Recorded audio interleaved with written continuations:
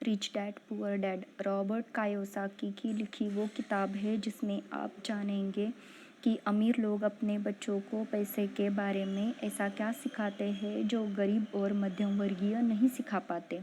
Rich dad poor dad lesson number 1।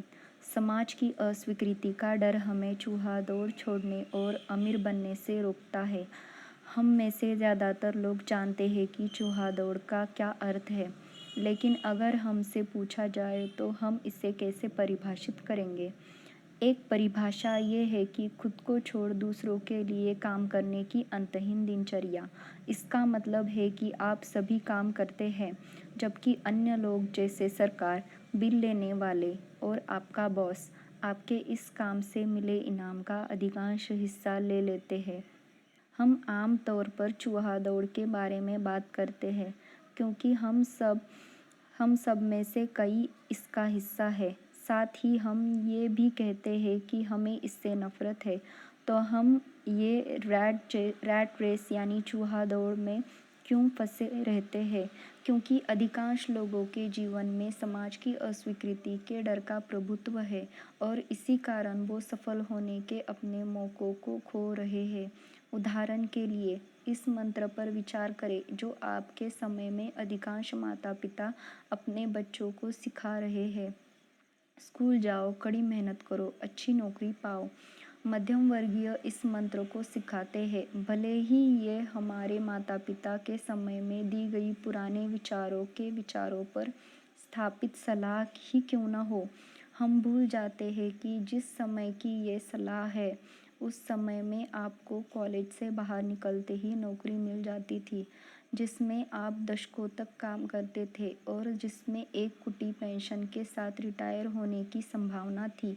आज के इस आधुनिक युग में ये वित्तीय संघर्ष या गरीबी से मुक्त जीवन के लिए एक गारंटीकृत नुस्खा नहीं है।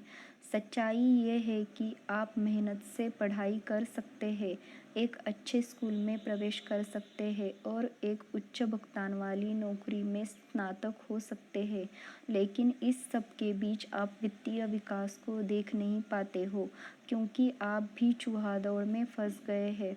आपके मालिक या बॉस आपकी मेहनत की वजह से आपकी जगह समृद्ध हो रहे हैं। इस सब के बावजूद हम आज भी बचपन से ही हमारे से की जा रही उम्मीदों का उल्लंघन करने के डर से उपरोक्त मंत्र का पालन कर रहे हैं, जो हमारे जीवन को खराब कर रहे हैं। इसका परिणाम क्या होता है? हम गरीबी से बच सकते हैं, लेकिन हम निश्चित रूप से अमीर नहीं बन रहे हैं। हम सिर्फ एक मध्यम वर्गीय बनकर रह जाते हैं और खुद को कोसते हैं।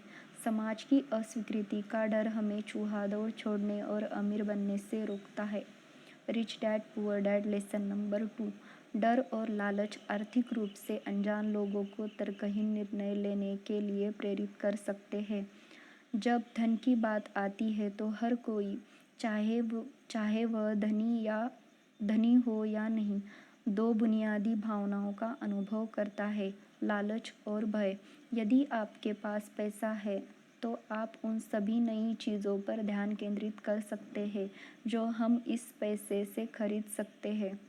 यदि आपके पास पैसा नहीं है तो आप चिंता करते हैं कि यह आपके पास कभी भी नहीं हो सकता है। जो लोग अपने वित्त का प्रबंधन करने के बारे में अनजान हैं, वे विशेष रूप से इन भावनाओं की वजह से मजबूर हैं और उनकी इसी भावनाओं के प्रभाव में आकर ही वे निर्णय नहीं लेते हैं। उदाहरण के लिए, मान लें कि आपको आज एक प्रमोशन और वेतन वृद्धि मिली है। आप इस अतिरिक्त धन को स्टॉक या बॉन्ड कुछ में निवेश कर सकते हैं जो आपको समय के साथ पैसा कमाएगा, या आप कार या हर घर जैसी नई चीज़ खरीद कर खुद को घूस दे सकते हैं। यदि आप इस अतिरिक्त धन को स्टॉक या बॉन्ड कुछ में निवेश कर सकते हैं जो आपको समय के साथ पैसा कमाएगा, या आप कार या घर जैसी नई चीज़ खरीदकर खुद को घूस दे सकते हैं। यदि आप एक आर्थिक रूप से अनजान व्यक्ति हैं तो ये वह समय है जहाँ भावनाएं अपना खेल खेलती है और आपको उस हिसाब से चलने पर मजबूर करती है। पैसा खोने का डर इतना शक्तिशाली है कि यह आपको कथित जोखिमों के कारण स्टॉक या अन्य परिसंपत्तियों में निवेश करने से रोकता है, भले ही इस तरह के निवेश आपको आगे जाकर लाभ होगा। उसी समय लालच आपको एक बेहतर जीवन शैली पर अपना बढ़ा हुआ वेतन खर्च करने के लिए प्रेरित करता है।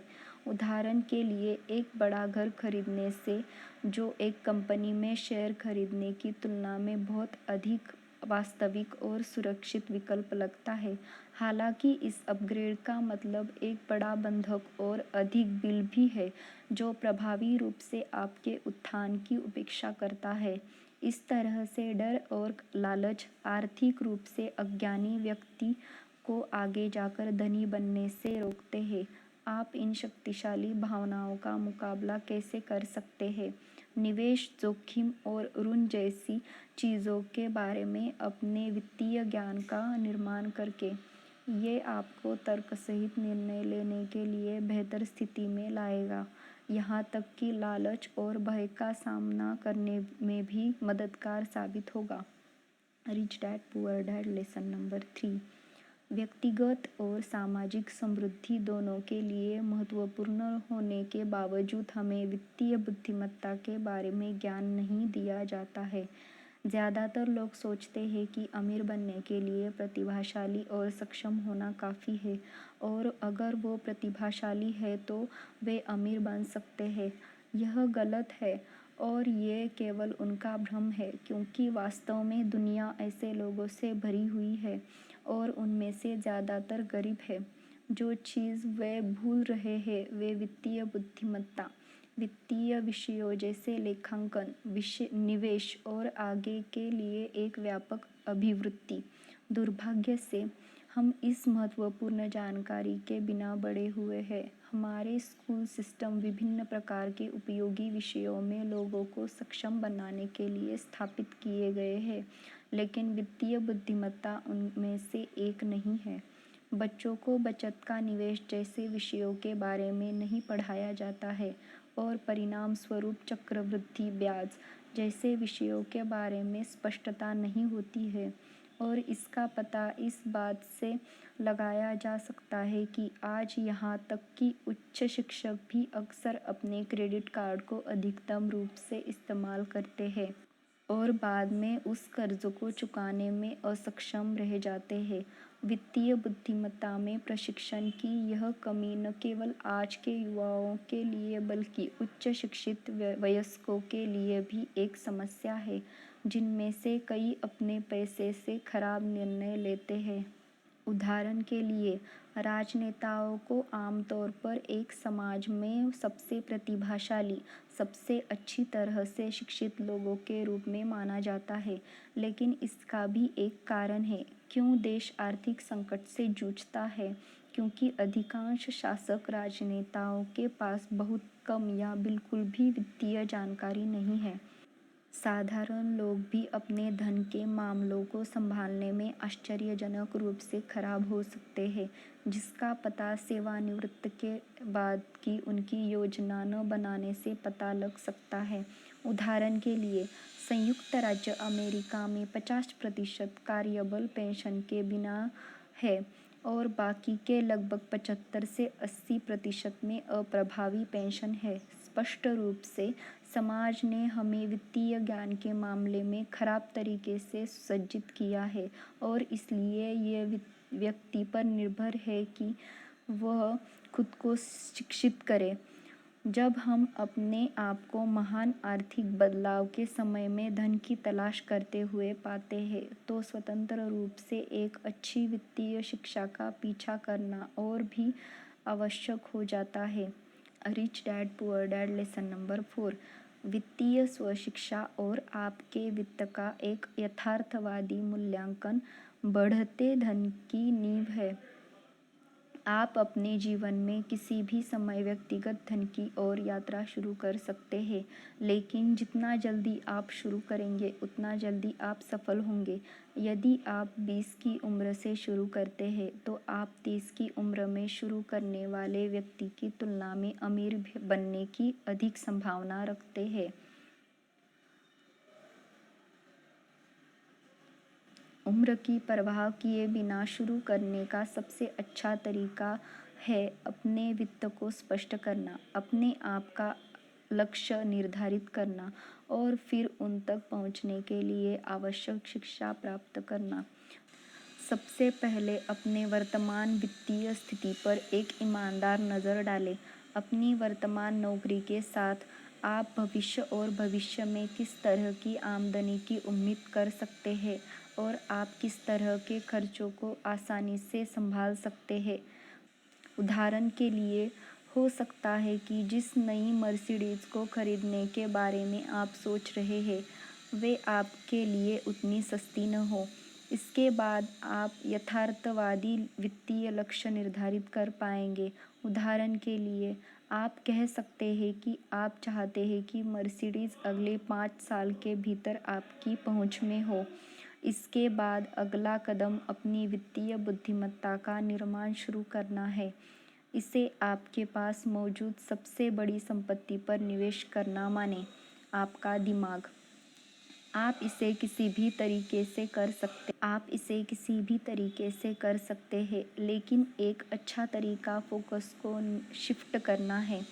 आप जो सीख रहे हैं उसके लिए काम करें, न कि आप जो कमाते हैं उसके लिए। उदाहरण के लिए, यदि आप अस्वीकृति से डरते हैं, तो थोड़े समय के लिए नेटवर्क मार्केटिंग कंपनी के लिए काम करने का प्रयास करें। भले ही आपको एक अद्भुत वेतन नहीं मिलेगा, लेकिन आप बहुत अधिक बिक्री कौशल और आत्मविश्वास प्राप्त करेंगे, जो भविष्य में बहुत उपयोगी होगा। आप अपने खाली समय में अपनी वित्त शिक्षा में सुधार भी कर सकते हैं। वित्त कक्षाओं और सेमिनारों में दाखिला लें, विषय पर किताबें पढ़ें और विशेषज्ञों के साथ नेटवर्क करने का प्रयास करें। यदि आप इन बिल्डिंग ब्लॉक्स पर अपनी वित्तीय नींव रखते हैं, तो ये पक्का है कि आप एक दिन अमीर बन जाएंगे। Rich dad poor dad lesson number 5। अमीर बनने के लिए आपको जोखिम उठाना सीखना चाहिए। पागलपन को बार बार एक ही काम करने और विभिन्न परिणामों की अपेक्षा करने के रूप में परिभाषित किया गया है। इस तर्क के द्वारा, यदि आप अपनी वर्तमान वित्तीय स्थिति को बदलना चाहते हैं, तो आपको अपने वित्त को अलग तरीके से संभालना शुरू करना होगा। सबसे बड़ा परिवर्तन जो आपको करने की आवश्यकता है, वह है जोखिम उठाना सीखना। सभी आर्थिक रूप से सफल लोगों ने जोखिम उठाया है और इसी के कारण वो आज वहाँ मौजूद है और वे सफल हैं, क्योंकि वे इन जोखिमों से डरने की बजाय इनका प्रबंधन करते हैं। जोखिम लेने का मतलब हमेशा आपके पैसे के साथ संतुलित और सुरक्षित होना नहीं है। आप जोखिम लेने से बच रहे हैं, इसी कारण आप आज तक अपने पैसे को बैंक में बुनियादी चेकिंग और बचत खातों में डाल रहे हैं। सुरक्षित खेलने की बजाय अपने पैसे को स्टॉक या बॉन्ड में निवेश करने का प्रयास करें। भले ही इन्हें विशिष्ट बैंक खातों की तुलना में अधिक जोखिम भरा माना जाता है, फिर भी इनके पास बहुत कम समय में बहुत अधिक संपत्ति पैदा करने का मौका होता है। यदि आप स्टॉक मार्केट के लिए खुद को कमिट नहीं करना चाहते हैं, तो कई तरह से अन्य निवेश हैं जो आपकी संपत्ति को लंबे समय तक चलाने में मदद करेंगे, जैसे कि रियल एस्टेट या तथाकथित tax lien certificate. Tax lien certificate.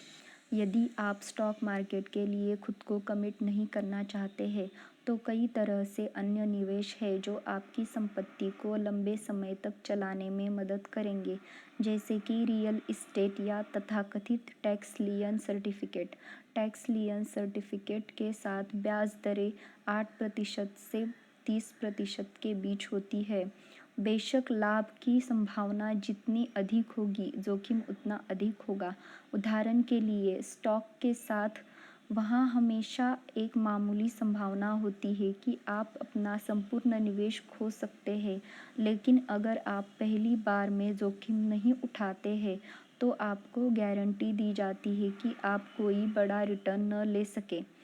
तो आप देख सकते हैं कि उन बड़े अवसरों को लेना और उनके द्वारा प्रस्तुत बड़े जोखिमों को संभालना एक बड़ी आय बनाने के लिए आवश्यक है। Rich dad poor dad lesson number 6। धन का मार्ग लंबा है, इसलिए आपको खुद को प्रेरित रखना चाहिए। धन के लिए यात्रा लंबी और इसके लिए कोशिश करते रहना पड़ता है।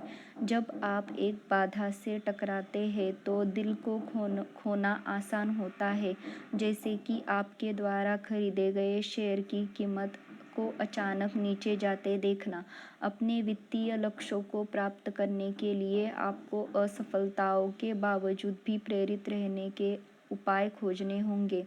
प्रेरणा को बढ़ावा देने के लिए एक तरीका है अपने व्यक्तिगत संदर्भ के अनुसार आप क्या चाहते हैं और क्या नहीं चाहते, उसकी एक सूची बनाना। उदाहरण के लिए, मैं अपने माता पिता की तरह समाप्त नहीं होना चाहता और मैं 3 वर्षों के भीतर अपने ऋण से मुक्त होना चाहता हूँ। जिस भी समय आपको लगे कि आप घबरा रहे हैं और धन की इस राह को छोड़ना चाहते हैं, उसी समय इस सूची को बाहर निकालें और खुद को याद दिलाएं कि आप क्या हासिल करना चाहते हैं और किस तरह का जीवन आप नहीं जीना चाहते। प्रेरित रहने का एक और अच्छा तरीका है कि आप अपने बिलों का भुगतान करने से पहले खुद पर पैसा खर्च करें। हालांकि कुछ हद तक प्रतिवादपूर्ण, इस तरह से आप देखेंगे कि आपके दोनों उद्देश्यों को पूरा करने के लिए आपको हर महीने कितने अतिरिक्त धन की आवश्यकता है। अपनी पुरानी गिटार खरीदने की इच्छा को पूरा करने और अपने बिल संग्रहकर्ताओं की मांगों को पूरा करने जैसी इच्छाओं को पूरा करने के लिए। इसका मतलब ये नहीं है कि आपको सारे क्रेडिट कार्ड से ऋण लेना चाहिए, लेकिन पहले खुद को भुगतान करें। बाद में अपनी बिलों का भुगतान करने का अतिरिक्त दबाव आपको दोनों को संतुष्ट करने के लिए पर्याप्त पैसा बनाने के लिए रचनात्मक तरीके खोजने के लिए प्रेरित करेगा। ये विधि आपके वित्तीय आत्म अनुशासन को भी तेज और विकसित करेगी, जो सभी वित्तीय रूप से सफल लोगों का एक महत्वपूर्ण गुण है। प्रेरणा के लिए वॉरेन बफेट या डोनाल्ड ट्रंप जैसे धनी लोगों के जीवन की कहानियों पर शोध करें। इस बारे में पढ़ना कि वे कैसे विजय प्राप्त करने के लिए संघर्षों से आगे निकले, आपको महत्वाकांक्षी बनाए रखने में मदद करेगा। इन युक्तियों को व्यवहार में लाएं और आप ये सुनिश्चित कर पाएंगे कि धन के मार्ग पर प्रेरित रहना उतना मुश्किल नहीं है। Rich dad poor dad lesson number 7। आलस्य और अक्खड़पन आर्थिक रूप से जानकार लोगों को भी गरीबी तक पहुंचा सकता है। आपकी वित्तीय बुद्धिमत्ता को मजबूत रखने के बाद भी व्यक्तित्व की कुछ कमियां आपको और आपके धन को खतरे में डाल सकते हैं। आलस्य और अहंकार दो ऐसी चीज़ें हैं क्योंकि वे स्पष्ट तरीकों से आपके खिलाफ काम कर सकते हैं। हम अक्सर आलस्य के बारे में ये सोचते हैं, इसका मतलब है इधर उधर घूमते रहना और कुछ न करना, लेकिन वास्तव में आलस्य का मतलब निष्क्रियता से नहीं है। आलस्य हर उस चीज़ से बचना है जिन्हें किया जाना चाहिए। उदाहरण के लिए, एक व्यापारी की कल्पना करें जो सप्ताह में 60 घंटे से अधिक काम करता है। बाहर के पर्यवेक्षक के लिए वह बिल्कुल भी आलसी नहीं है, लेकिन ऐसे देर रात तक काम करके उसने अपने आप को परिवार से अलग कर दिया है। उसने पहले से ही घर में परेशानी के संकेत देखे हैं, लेकिन उन्हें संबोधित करने की बजाय वे खुद को काम में दफन कर देता है। संक्षेप में, वह आलसी हो रहा है, वह उस चीज़ से बच रहा है जो उसे करनी चाहिए, और इस सब का अंत एक खराब जीवन और तलाक हो सकता है। इसी तरह अहंकार विनाशकारी कमजोरी हो सकती है। सामान्य परिभाषा के विपरीत वित्तीय बर्बादी के मामले में इसे अज्ञान और अहंकार के रूप में परिभाषित किया जा सकता है। खराब वित्तीय ज्ञान और अहंकार का एक संयोजन जो इसको स्वीकार कर गर्व महसूस करता है। जब आप निवेश करते हैं तो अहंकार विशेष रूप से खतरनाक दोष होता है। उदाहरण के लिए, कुछ स्टॉक ब्रोकर आपको अधिक शेयर बेचने और अपने स्वयं के कमीशन को अधिकतम करने के लिए आपके अभिमानी पक्ष को खिलाने की कोशिश करेंगे। वे बेईमान प्रयुक्तकार सेल्समैन की तरह है। वे आपके नकारात्मक चीज़ों के बारे में अनभिज्ञ रखते हुए एक निवेश की सकारात्मकता के साथ आपके अहंकार को बढ़ाते हैं। तो भले ही आप एक वित्तीय रूप से प्रतिभाशाली बन जाते हैं, इन व्यक्तित्व नुकसानों को ध्यान में रखें। इस तरह से आपके वित्तीय बर्बादी से बचने की बहुत अधिक संभावना है। Rich dad poor dad lesson number 8। केवल संपत्तियों में निवेश करें जो आपकी जेब में पैसा डालती है और देनदारियों से बचें जो पैसे निकालते हैं। एक परिसंपत्ति और देयता के बीच अंतर को जानना यह सुनिश्चित करने के लिए आवश्यक है कि आप मजबूर निवेश निर्णय ले रहे हैं। सरल भाषा में कहें तो एक संपत्ति एक ऐसी चीज़ है जो आपको पैसा बना कर देती है, जबकि एक देयता आपके पैसे कम करती है। स्पष्ट रूप से, अधिक संभावना है कि यदि आप ज़्यादातर संपत्ति में निवेश करते हैं तो आप अमीर बन जाएंगे। संपत्ति में व्यवसाय, स्टॉक, बॉन्ड, म्यूचुअल फंड, आय पैदा करने वाले रियल एस्टेट, आईओयू नोट्स, बौद्धिक संपदा से रॉयल्टी और आय के साथ कुछ और भी शामिल है जो समय के साथ आय देता है, कीमत में बढ़ते हैं और आसानी से बेचा जा सकते हैं। जब आप संपत्ति में निवेश करते हैं तो आपका धन आपके लिए आय बनाने के लिए काम करने वाला कर्मचारी बन जाता है। आप जितने अधिक ऐसे कर्मचारी बनाएंगे उतना ही बेहतर होगा। लक्ष्य यह है कि आप अपनी आय को अपने खर्चों से अधिक प्राप्त करें और फिर अपनी संपत्ति में अतिरिक्त आय को पुनः प्राप्त करने के लिए आपके लिए काम करने के लिए और भी अधिक डॉलर का उपयोग करें। दुर्भाग्य से कई निवेशक कुछ देनदारियों को संपत्ति समझने की गलती करते हैं। उदाहरण के लिए, एक घर को अक्सर एक संपत्ति माना जाता है, लेकिन यह वास्तव में आपके पास सबसे बड़ी देनदारियों में से एक है। घर खरीदने का मतलब अक्सर 30 साल के बंधक और संपत्ति करों का भुगतान करने के लिए अपने पूरे जीवन में काम करना होता है। यह आपके खिलाफ दो तरीकों से काम करता है। पहला, आपको अगले 360 महीनों के लिए हर महीने अपनी आय से दूर एक बड़े व्यय की गारंटी है। दूसरा उन 360 भुगतानों को संभावित रूप से अधिक आकर्षक संपत्ति में निवेश किया जा सकता था, जैसे स्टॉक या ऐसी अचल संपत्ति पर जो आप किराएदारों को किराए पर देते हैं।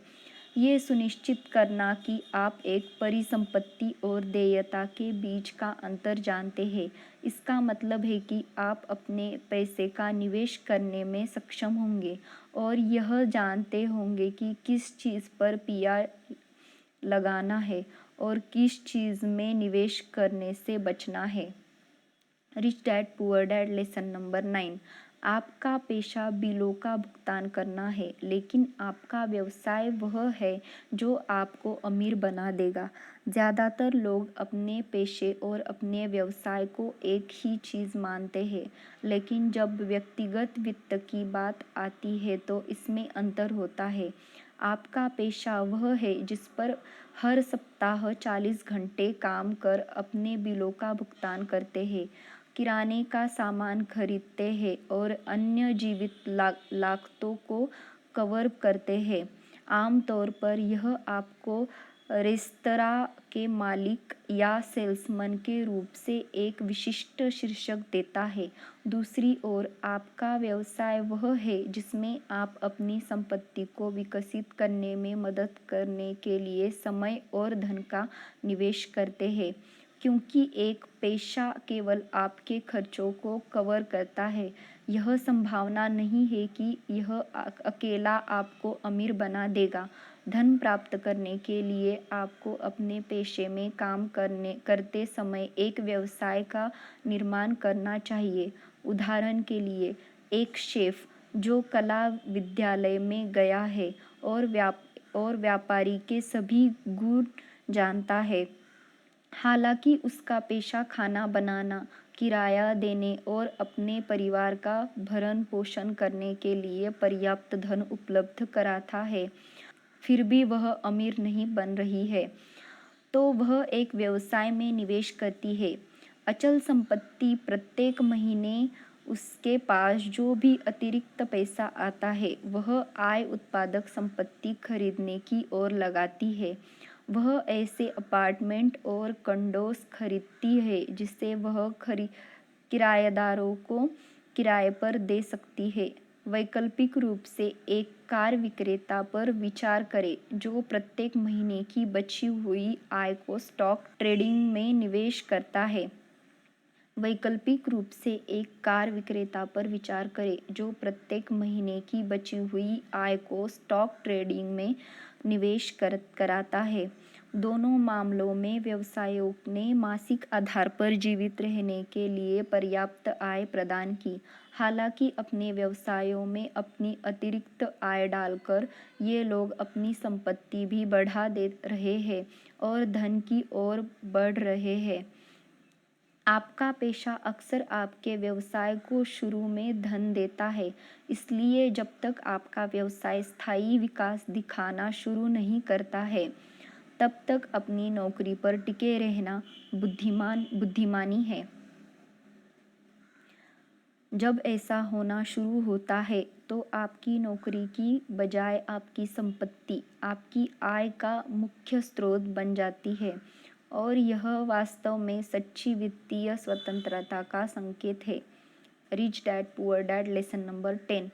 अपने टैक्स को कम करने में मदद करने के लिए टैक्स कोड को समझें। हर कोई जानता है कि कर व्यक्तिगत धन से अलग होते हैं, लेकिन ज़्यादातर लोग ये सोचने में अपना समय निवेश नहीं करते हैं कि कैसे वे उन करों को कम कर सकते हैं जिसका वह भुगतान करते हैं। ऐसे कई तरीके हैं जिनसे टैक्स को कानूनी रूप से कम किया जा सकता है। कराधान को कम करने का एक तरीका निगम के कवरेज के माध्यम से अपने पैसे का निवेश करना है। यदि आप अपने स्वयं के निगम के माध्यम से निवेश करते हैं, तो आपके द्वारा किए गए धन पर आपके स्वयं के नाम पर निवेश करने की तुलना में बहुत कम कर लगाया जाता है। संयुक्त राज्य अमेरिका में निगम अन्य लाभों के साथ भी आते हैं। उदाहरण के लिए, ऋण और देनदारियों को निगम के नाम पर रखा गया है, न कि मालिक के नाम पर, जो सुनिश्चित करता है कि नुकसान अगर हो तो कम से कम हो और उसका भी बीमा हो जिसके कारण आप पैसा खोने से बच जाएं। जब आप एक कर्मचारी होते हैं, तो आप कमाते हैं, कर प्राप्त करते हैं और फिर जो बचा है उस पर जीने की कोशिश करते हैं। जब आप एक निगम द्वारा संरक्षित होते हैं, तो आप जितना कमाते हैं, निवेश या खर्च करते हैं और फिर जो बचा है उस पर कर का भुगतान करते हैं। यह कोई आश्चर्य की बात नहीं है कि निगम लोगों को बहुत जल्दी अमीर बनने में मदद कर सकते हैं। ऐसे और भी तरीके हैं जिनसे आप अपने करों को कम कर सकते हैं। यह कर प्रणाली के कई खामियों और लाभों पर खुद को शिक्षित करने की बात है। उदाहरण के लिए, संयुक्त राज्य अमेरिका कर प्रणाली के आंतरिक राजस्व संहिता की धारा 1031 के कारण, यदि आप अपनी वर्तमान अचल संपत्ति को और अधिक महंगी संपत्ति खरीदने के लिए बेचते हैं, तो सरकार तब तक नई अचल संपत्ति पर कर नहीं लगाती है जब तक कि आप अपनी पुरानी संपत्ति को बेच ना दें। इसका मतलब है कि आपका पूंजीगत लाभ बढ़ता है, जबकि सरकार आपसे बाद में कुछ भी लेने से परहेज करती है। आपके देश में सिस्टम कैसे काम करता है, इस बारे में जागरूक होकर आप कानूनी रूप से यह कम करने में सक्षम हो सकते हैं कि सरकार आपसे कितना पैसा लेती है। रिच डैड पुअर डैड इस पुस्तक का मुख्य संदेश है। क्योंकि हमें स्कूल में वित्तीय बुद्धिमत्ता के बारे में नहीं सिखाया जाता है, इसलिए यह हमारे ऊपर है कि हम इस विशेषता को स्वयं कैसे विकसित करें। हमारे अमीर बनने और आर्थिक रूप से आज़ाद होने की संभावना बढ़ जाती है अगर हमारे पास एक मजबूत वित्तीय बुद्धि और एक मजबूत महत्वाकांक्षी मानसिकता है जो इसका समर्थन करती है। अंत में आप अपने दिमाग में किस तरह का निवेश करते हैं, वही आपको सफलता दिलाता है, क्योंकि आपका दिमाग किसी भी वित्तीय स्थिति में आपकी सबसे महत्वपूर्ण संपत्ति है।